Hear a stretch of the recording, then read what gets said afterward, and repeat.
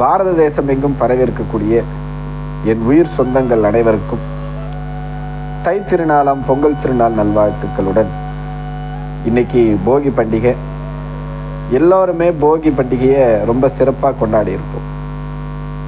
விடியற் காலையிலே எழுந்திருச்சு வீட்டில் இருக்கக்கூடிய தேவையில்லாத பொருட்கள் எல்லாத்தையும் போட்டு எரித்து வீட்டில் இருக்கக்கூடிய எல்லோரோடு சேர்ந்து குடும்பத்தோடு கொண்டாடி இருப்போம். இந்த போகி பண்டிகை அப்படின்னாலே எல்லோருக்கும் நினைவுக்கு வர்றது தேவையில்லாத பொருட்களை எரிக்கிறது மட்டும்தான் எல்லாருக்கும் நினைவுக்கு வரும். ஆனால் போகி பண்டிகையினுடைய உண்மையான ஒரு தாத்பரியம், எப்படி வீட்டில் தேவையில்லாத பொருட்களை எல்லாம் சுத்தப்படுத்தி அதை எரித்து அடுத்து ஒரு மிகப்பெரிய ஒரு வெற்றிடத்தை உருவாக்குறோமோ, அதே போல் நம்முடைய வாழ்க்கையில் என்னுடைய வளர்ச்சிக்கு தடையாக இருக்கக்கூடிய தேவையில்லாத நினைவுகள், தேவையில்லாத நபர்கள், என் வாழ்க்கையில் நான் கண்ட நிறைய அவமானங்கள், நிறைய வலிகள், துரோகங்கள், எனக்குள்ள இருக்கக்கூடிய தேவையில்லாத எண்ணங்கள், எனக்குள்ள இருக்கக்கூடிய கோபம், என்னுடைய குணங்கள், இவை எல்லாத்தையுமே பவித்திரமான இந்த அக்னியில் இன்னைக்கு போகி பண்டிகை அன்னைக்கு அந்த அக்னிக்கு சமர்ப்பணம் பண்ணி என்னுடைய குணங்கள் எல்லாவற்றையும் பஸ்பமாக்கி அடுத்த நாள் வரக்கூடிய தை திருநாளை புதிய ஒரு மனிதனாக புதிய அத்தியாயத்தை உருவாக்க மகிழ்ச்சியுடன் வரவேற்கக்கூடிய நாள் இந்த போகி பண்டிகை. இந்த போகி பண்டிகை அன்னைக்கு இன்னொரு ஒரு விசேஷம் உண்டு. காலையில் எந்திரிச்சு என்னுடைய எல்லா குணங்களையும், எல்லா எண்ணங்களையும், தீய எண்ணங்கள், தீய பழக்கங்கள், தேவையில்லாத நபர்களுடைய எண்ணங்கள் எல்லாவற்றையுமே எரிச்சிட்டு ஒரு புதிய மனிதனாக உருவானதுமே அன்றைய நாள் மகர சங்கராந்தி. சபரிமலையில் ஜோதி ஸ்வரூபமாக கலியுகத்தை ரட்சித்து அருள்பாலித்து கொண்டிருக்கக்கூடிய 18ஆம் படியின் மீது கலியுக வரதனாக அமர்ந்திருக்கக்கூடிய சபரிகிரிவாசன் ஐயப்ப சுவாமியினுடைய மகர ஜோதி தரிசனம் இன்னைக்கு மாலையில் நடைபெறும்.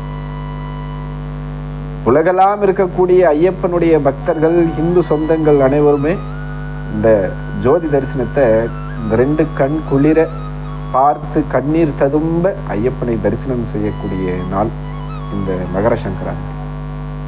ஐயப்பனை பற்றி பேசணும் அப்படின்னா கண்களில் கண்ணீர் வரக்கூடிய அளவிற்கு நம்ம பேசலாம். ஏன்னா இந்த கலியுகத்தில் நேருக்கு நேராக கண்டு நம்மை அருள்பாலித்து கொண்டிருக்கக்கூடிய, அரவணைத்து ஒரு குழந்தையை போல நம்மை அரவணைத்து வாழ்க்கையில் இருக்கக்கூடிய எல்லா துன்பங்களையும் நீக்கி கரை சேர்க்கக்கூடிய பகவான் கலியுக வரதன் சபரிகிரிவாசன் ஐயப்ப சுவாமி.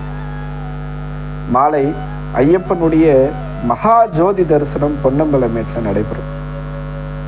என்னுடைய தீய குணங்கள், தீய எண்ணங்கள், என்னுடைய எல்லா விதமான பழக்க வழக்கங்கள் பஸ்பமாக்கின பிறகு புனிதமான ஒரு ஜோதி தரிசனம் இன்னைக்கு மகர சங்கராந்தி அன்னைக்கு கிடைக்கும். எல்லோருமே வீட்டில் இருந்தபடி லைவ் டெலிகாஸ்டில் ஐயப்பனுடைய ஜோதி தரிசனம் நடைபெறும். அப்படி இல்லைன்னா அருகில் இருக்கக்கூடிய ஐயப்பன் கோயிலுக்கு போய் இன்னைக்கு தரிசனம் பாருங்க. மகர சங்கராந்தி அடுத்த நாள் வரக்கூடிய தை நாட்கள்ல இருந்து உங்கள் வாழ்க்கை மிக உன்னதமான ஒரு வாழ்க்கையாக ஐயப்பனோடால மலரும். சுவாமியே சரணம் ஐயப்பா. தை திருநாள் பொங்கல் திருநாளை மிகவும் சந்தோஷமாக எண்ணங்களில் பொலிவு பெற்று, எப்படி அப்பழுக்கற்ற சூரிய பகவானை பிரார்த்தனை செய்கின்றோமோ அதே போல நம்முடைய எண்ணங்களும் தூய்மையானதாக அமைந்து வரக்கூடிய தை மாதத்திலிருந்து தை பிறந்தால் வழி பிறக்கும்.